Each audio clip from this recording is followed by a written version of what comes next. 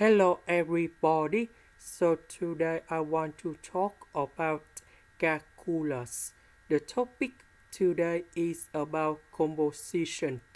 So now I want to show you how to answer about this one. That is about f of 3 of s. So 3 of s, that is about this one. That means we need to change s of f into the square root of s plus 2. So we have this equation in here.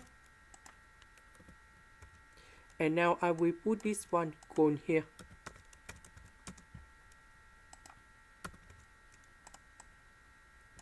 So this one we can simplify into the absolute value of s plus 2 in here. The next one, that is about this one. So this one, that is about 3 of f of s. So f of s, that is about this one. And now we need to change the value of s into this one. So I will put this one go in here.